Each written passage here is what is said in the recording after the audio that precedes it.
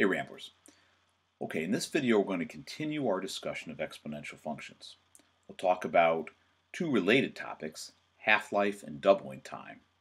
And then we'll shift our focus over to E. Now E is going to be something that is really very useful in calculus. So I want to give you some idea of where E came from and how it relates to other exponential bases that aren't quite as intimidating to us as E can be. But as the year goes on, I think you're going to find that E is a really good function to be comfortable with and something that you're going to find yourself deferring to rather than other exponents and other logs when we get into the inverse functions. Okay, Ramblers, thanks for watching, and I hope this helps. Okay, let's start off talking about doubling time. And the doubling time of an exponentially increasing quantity is the time required for the quantity to double. Well, no kidding. So how does that look mathematically? How do we apply that idea? Well, it starts by going back to our formula for exponential growth. So we have the familiar P equals P naught times a to the t. Well, if P naught is what we started with, then doubling time can be represented as 2 times P naught equals P naught a to the t. Of course, in the very first step, our P naughts are going to be canceled out, so we're left with 2 equals a to the t. Now, when we get to the section later in this chapter on logarithms, we'll be able to solve this pretty easily. But for now, we'll be working with problems that ask us about doubling time, and this is really the appropriate step. You just use 2 times P naught, and you can move from there. All right, let's take a look at half-life. Half-life is a really closely related concept, but instead of looking at how long it takes for something to double, with half-life we look at how long it takes for an exponentially decreasing function to become half of what you started with. So in other words, half-life is this definition here. Make sure you have both definitions in your notes.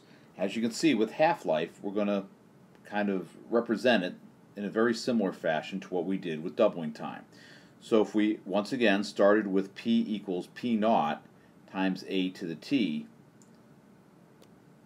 half-life would be represented by having half of P naught equals P naught times a to the t. Our first step, of course, would be to divide through by P naught, and so you're left with 1/2 equals a to the t. Now, if we had our base and we use logs, which we'll do later in the chapter, we can solve for t. So let's move on and talk about this number e, because we'll demystify it a little bit and where it came from, and then we'll talk a little bit about how it's related to our standard exponential function here. Okay, the number e comes to us from a Swiss mathematician named Jacob Bernoulli. And that was back in the 1600s, so it really has not been around all that long. But Bernoulli was studying compound interest, just as you did last year in pre-calculus. And you may remember that the formula for compound interest was the amount equaled the amount you started with, which we call P naught now, times 1 plus R, which was your interest rate, over N, which was the number of times that you compounded. So N would be 4 if it was quarterly, it would be 52 if it was weekly, it would be 365 if it was daily. And then you raise that expression to that N again, times the number of years. So what Bernoulli started doing was increasing the number of times that he compounded. And he started looking at the formula if you just did it once annually. And you can see that we get this formula.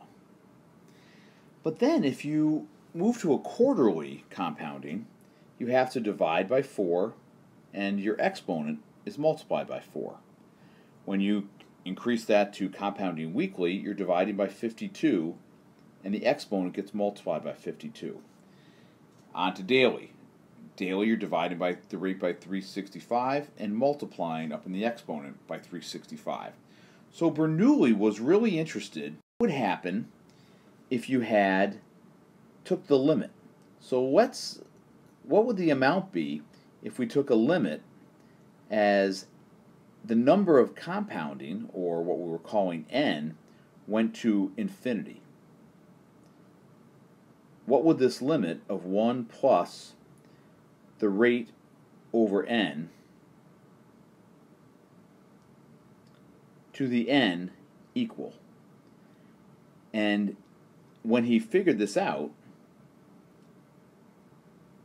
it started to approach this number, which another mathematician named Euler, some people say Euler, it's not, it's Euler. Euler referenced it in a letter and called it E. Because Euler was such an amazing mathematician, later mathematicians kept it as E, just kind of out of respect for him, and since he was the one who chose that. I don't think they meant it to stand for the first letter of his name. It just is coincidental. Okay, so that's where E comes from. It's just a shorthand for writing this limit, the limit as n approaches infinity of 1 plus 1 over n to the n, and it is roughly equivalent to 2.718 2818 blah blah blah. Like pi, it goes on forever. Okay, so how do we use that, and how does it relate to some of these other bases we've talked about? Let's take a look at that. Okay, we've talked about this equation a lot. Do you recognize that we could rewrite that like this? But instead of using base A, we could change that to e to the k raised to t. So in other words, A equals e to the k. Now, how do I get there? Well, any number can be represented by e to some exponent. So for instance, you could have 2. That would equal e raised to the natural log of 2. 5, I'm just picking numbers out of thin air, would equal e to the natural log of 5. Pi would equal e to the natural log of pi.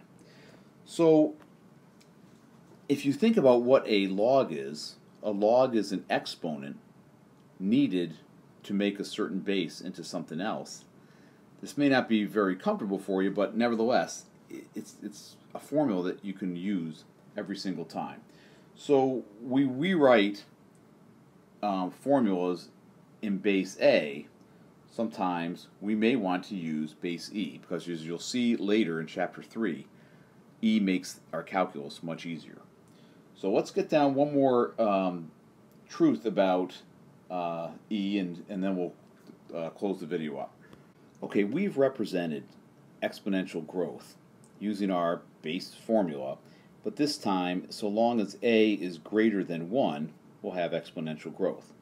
Well, now that we've learned about E, or now that we're talking about E, we'll represent growth as P equals P naught times e to the kt, so long as k is greater than 0, we'll have exponential growth. Okay, so that brings up, what's decay?